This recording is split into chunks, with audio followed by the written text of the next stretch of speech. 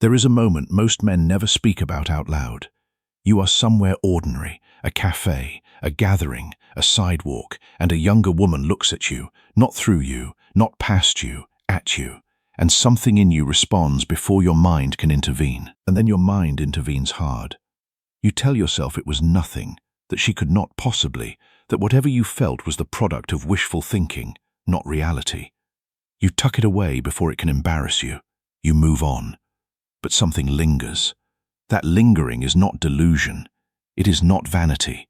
It is something your nervous system registered before your self-doubt could drown it. And what it registered was real. This video is not going to tell you that age does not matter. That would be dismissive of something real. Age matters, but not in the way society has convinced you it does. The story you have been handed, the one that says you are automatically disqualified from genuine attraction because your birth year falls outside some invisible acceptable range, that story is not psychology. It is noise, and it has cost a lot of men something they deserve to understand. There is one reason deeper than confidence, deeper than success, deeper than anything surface or strategic that a younger woman keeps returning to a man like you. We will get there. But first, you need to understand what she is not telling you, because she probably does not have the language for it herself. She only knows how it feels. Let us start by clearing out the noise so you can actually hear what this is about. You already know the cultural response to this subject. You have seen it in raised eyebrows, heard it in questions designed not to explore but to shame.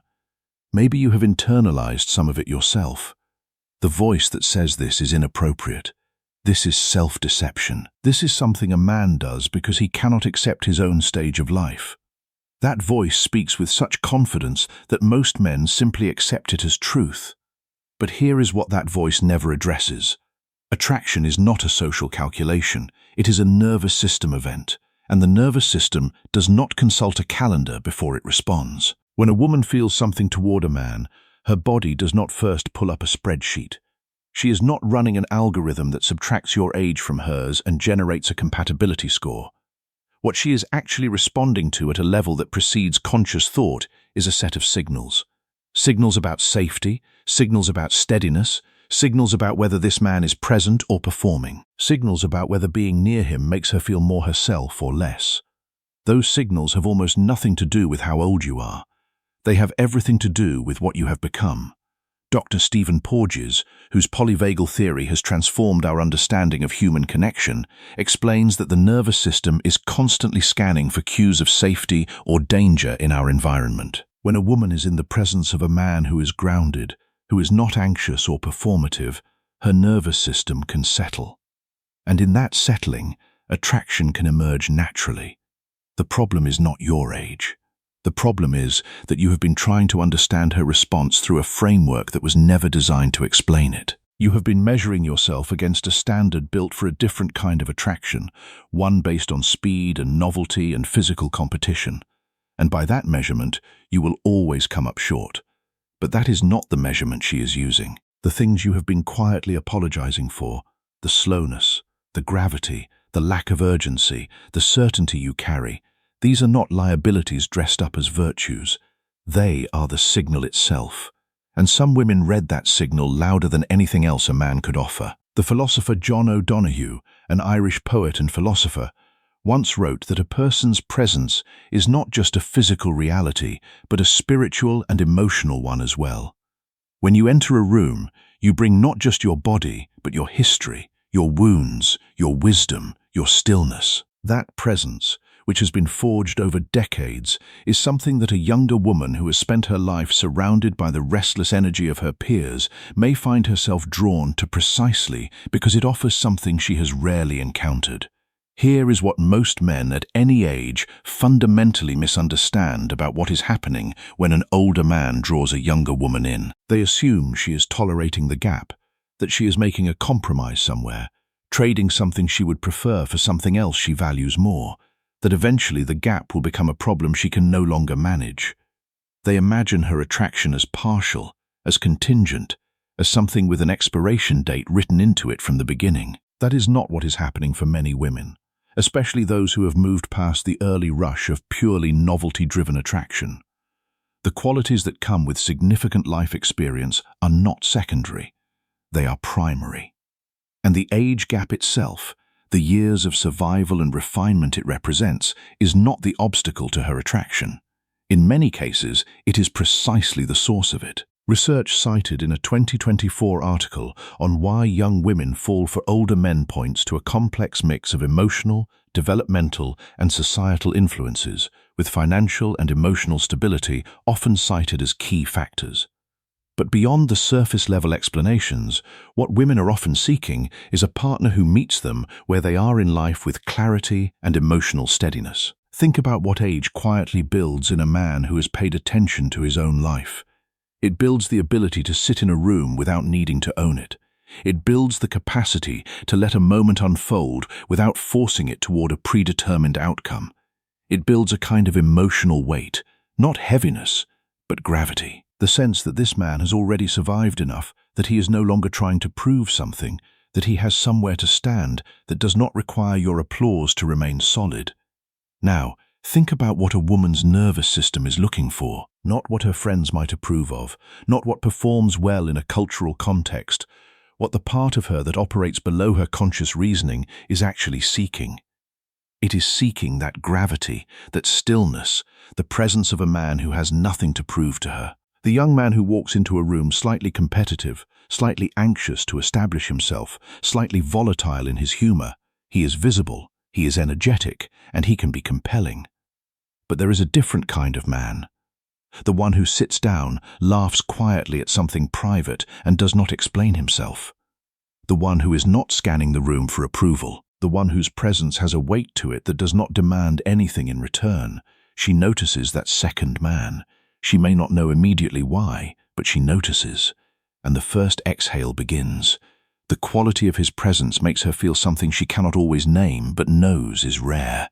A regulated nervous system does not confuse chaos for chemistry. For many women, chaos may feel familiar, but it is safety that allows love to last. Now we move deeper, because noticing is only the beginning. What keeps her there? What turns a moment of noticing into something she finds herself thinking about days later is something more specific. Her attraction is not rooted in aesthetics the way many men assume it must be. Or rather, it is not only rooted there. For many women, especially those who have moved past their mid-20s, what registers most powerfully is not what a man looks like, but what it feels like to be near him. And the felt experience of being near him is constructed almost entirely from subtle subconscious signals. The pace of his speech, whether it is unhurried, not slow from lack of intelligence, but slow from the absence of anxiety. Whether he is speaking to communicate or to perform. Whether there is space in his sentences, or whether they tumble forward in the compressed rhythm of a man who is afraid silence will cost him something. The quality of his gaze, whether it is present without being invasive, whether he looks at her as though she is someone worth actually seeing, not as a surface to be evaluated or an audience to be impressed. The absence of performance.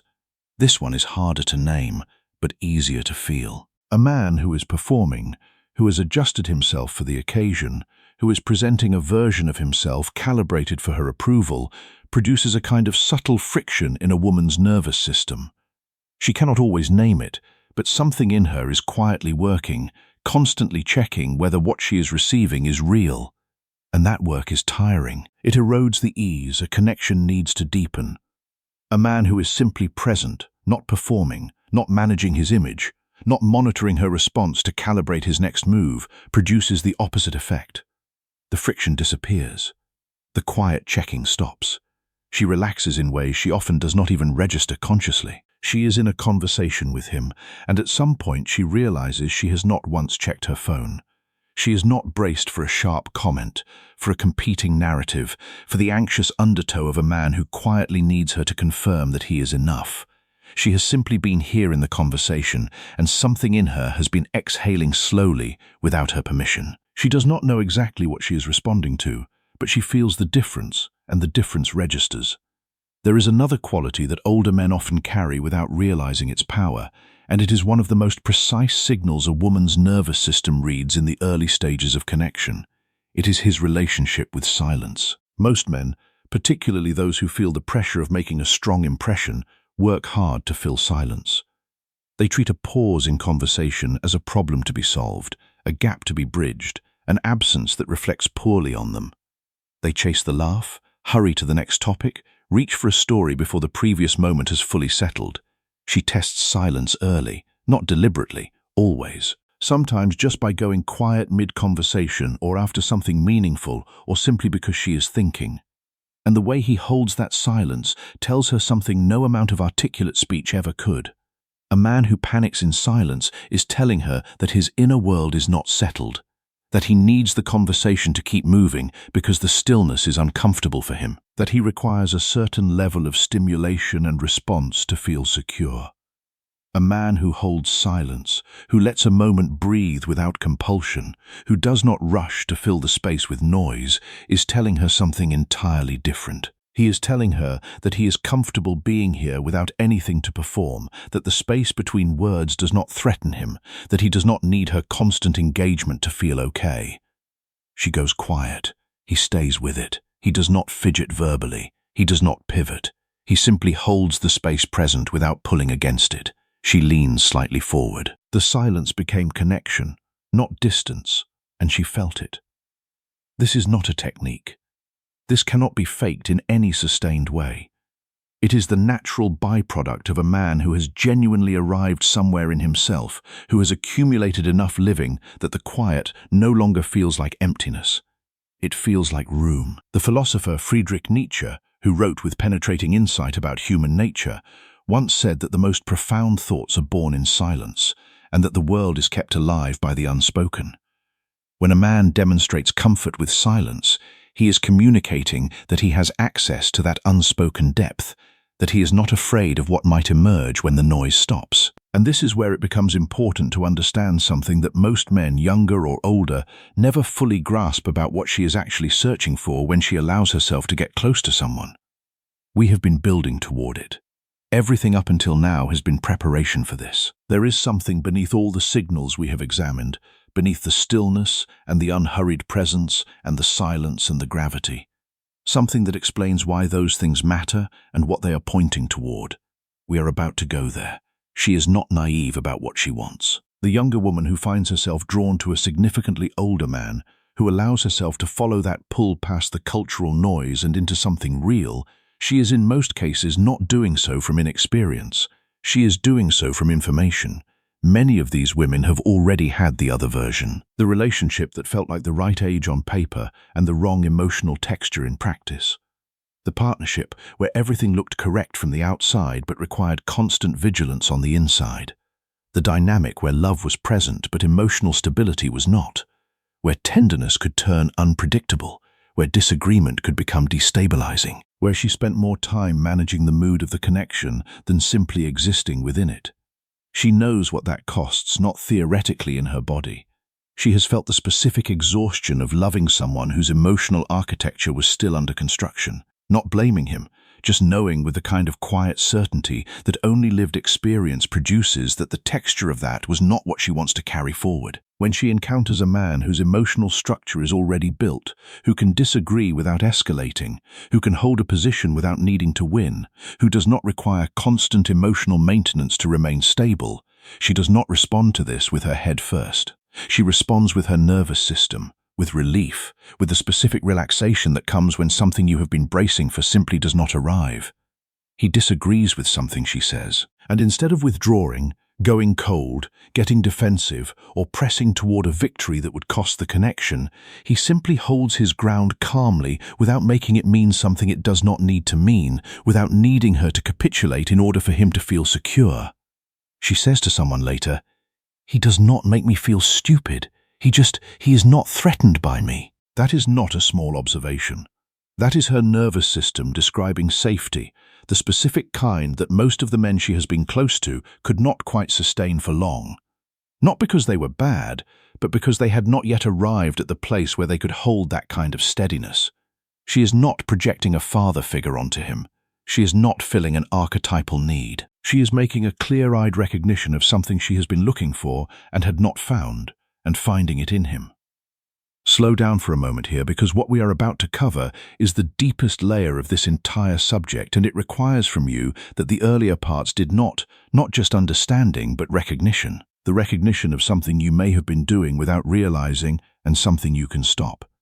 She is watching for one thing more than almost anything else. It is not your status, though, that can be part of what creates the context for it. It is not your appearance, though, presence shapes that. It is not even the steadiness we have been discussing, though, that creates the conditions for it. What she is watching for is whether you will allow her to be herself fully without managing herself, without it disturbing your equilibrium. Most men, without realizing it, create subtle pressure around women they are drawn to, not deliberately, not maliciously, but the pressure is there. The pressure of their approval need. The way they lean slightly forward when she is warm and slightly back when she is difficult. The way their energy shifts when she says something unexpected or strong or contradictory. The way their comfort depends in some invisible way on her being easy to be near. She feels this even when she cannot name it. And in response, she begins to manage herself. She softens the edge of an opinion. She moderates a strong feeling. She monitors her own vividness so as not to tip the balance of his ease. And she gets smaller. The older man who has done enough internal work, who has arrived at a place of genuine self-possession, does not create that pressure. When she says something provocative, he does not flinch. When she is contradictory, he does not need to resolve her. When she brings a strong feeling into the room, he does not move away from it or try to fix it. He simply receives her. He does not try to manage her back to something easier to hold. He simply makes room. She says something half-testing, half-genuine, an opinion with an edge, an emotion she is not entirely sure how to explain. She puts it out, watching the way women do when they are checking whether it is safe to be real. He does not get defensive. He does not get quiet in a way that signals withdrawal. He does not pivot to something lighter to release the tension she was never trying to create. He simply receives what she said, holds it, responds from a place that is grounded and unfrightened, and she exhales deeper this time because she did not have to take that piece of herself back. This is what she has been waiting for. Not a man who impresses her, a man she does not have to be smaller around. And now we reach the place this entire conversation has been moving toward. The thing that is not about age. The thing that was never about age. At the deepest level of what she is experiencing, beneath the safety signals, beneath the emotional steadiness, beneath the stillness and the space he creates, she is asking one question. Not consciously, not in words, but her nervous system is asking it constantly, and it shapes everything. The question is, do I feel more myself when I am near this man? Not more impressive, not more desired in the surface sense, more herself. More fully inhabited, more like the version of herself that is interesting and uncertain and complex and alive. Not the managed, moderated, socially safe version. This is what attraction at its deepest is actually measuring. Not age, not achievement, not even chemistry in the conventional sense. The question her body is answering all the time is whether proximity to this person allows her to expand or requires her to contract. And what you have been building, without perhaps knowing that this was what you were building, is the capacity to be around. The capacity to be a presence that allows expansion. That is genuinely rare at any age in any man. It is rare. She stops explaining herself around him, not because she has nothing to say, but because she has stopped calculating whether what she has to say is too much. She laughs in a way she has not laughed in a long time. Not the curated laugh, but the unguarded one. Or she goes quiet in a way that feels like relief, not like absence. Not because he said something remarkable, not because he performed anything exceptional, but because nothing in him was pulling against her. The age gap at this level is simply not what is being measured. What is being measured is the felt experience of being near him, the safety of it, the expansion of it, the specific quality of a presence that neither crowds her nor withdraws from her, that holds its ground without holding her down. And that quality, the stillness, the safety, the emotional architecture that does not require her to be smaller, has no age attached to it. It is simply rare, and she recognized it in you. To see how this actually plays out in real life, let us walk through a few practical scenarios. Imagine you are at a dinner party with friends. A younger woman is there, a friend of a friend. She is sharp, articulate, and has a way of speaking that makes people listen. At one point, she says something about a topic she clearly cares about, and someone else at the table dismisses it with a joke. She laughs along, but you notice a slight flicker in her eyes, the kind that says, "I just made myself smaller to keep the peace." Later, when the conversation clears, you find a moment to speak with her privately. You do not rush to reassure her or to validate her point. Instead, you say, "You know, when you were talking about that earlier, I could tell you actually care about it. You did not have to laugh that off." She looks at you differently, not because you said something brilliant, but because you noticed something she was trying to hide, and you did not try to fix it. You just saw it. That moment, that simple acknowledgement, is more powerful than any compliment. She will remember it. She will remember that you saw her when she was trying to disappear. Another scenario. You are at a coffee shop, and a younger woman sits down at the table next to you. You exchange a brief smile. Later, she drops her phone, and you pick it up and hand it back to her. She thanks you. Instead of rushing back to your own world, you ask her a question about the book she is reading. She answers, and you listen. Not with the performative intensity of a man trying to impress, but with the quiet attention of someone who is genuinely curious. You do not interrupt. You do not try to show off your own knowledge. You simply let her talk. After a few minutes, she says something about how rare it is to have a real conversation with a stranger. She is not flirting. She is observing. And that observation is significant. She is telling you that your presence has created a space where she feels safe enough to be real. That is not something you can manufacture. It is something that emerges when you are not trying to control the outcome. Another practical step is learning to hold the tension of disagreement without needing to resolve it. Imagine she says something that you genuinely do not agree with. Maybe it is about politics, maybe about lifestyle, maybe about something more personal. The insecure man will either agree to avoid conflict or argue to prove he is right.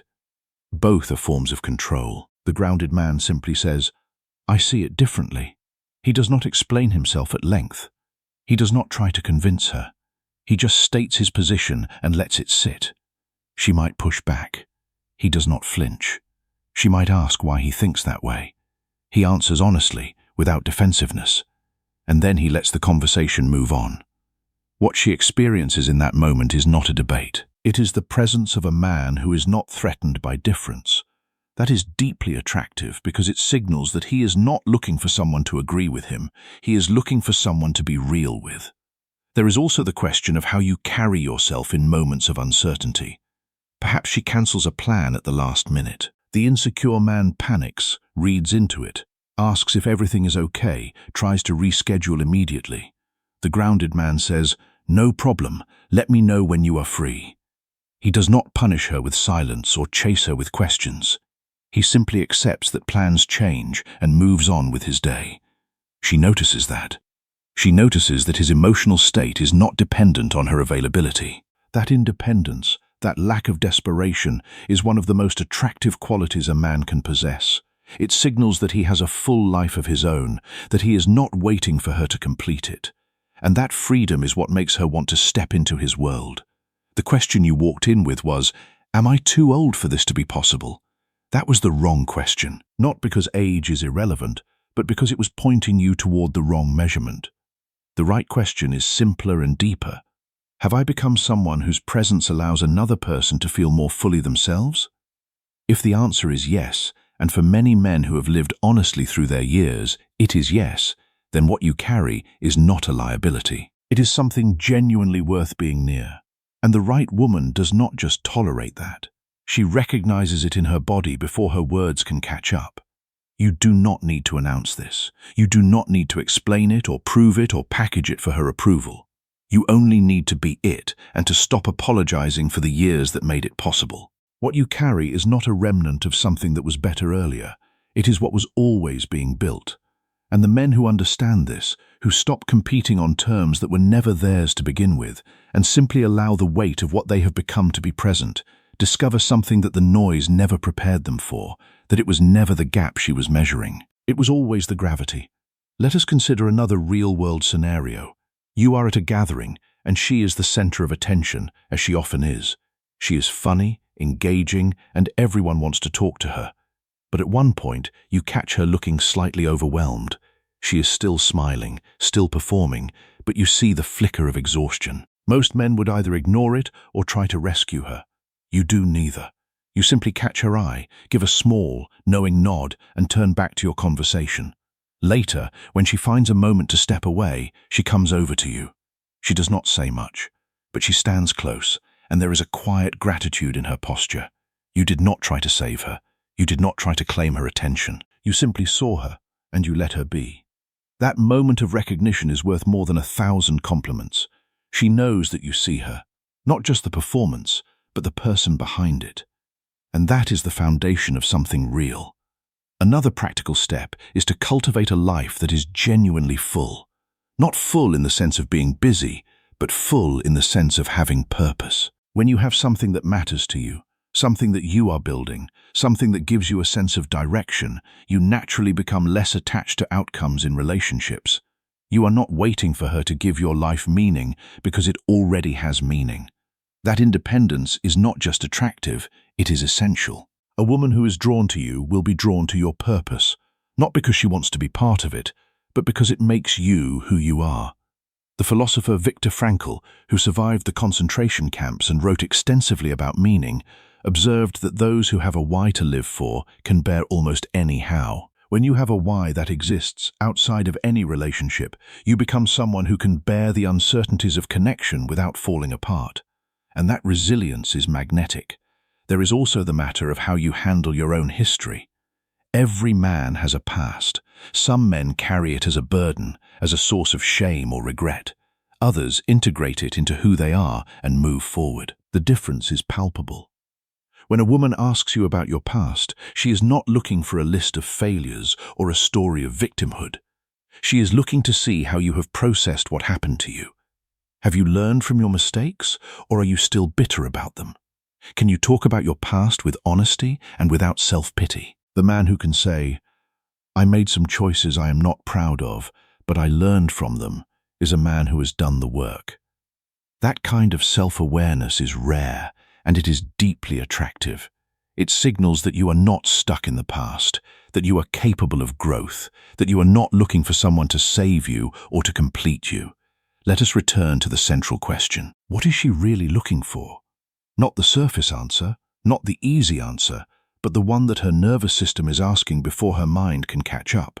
She is looking for a man who is not threatened by her, a man who can hold his own ground without needing to dominate, a man who can be strong without being controlling, a man who can be soft without being weak, a man who can listen without needing to fix, a man who can be present without needing to perform.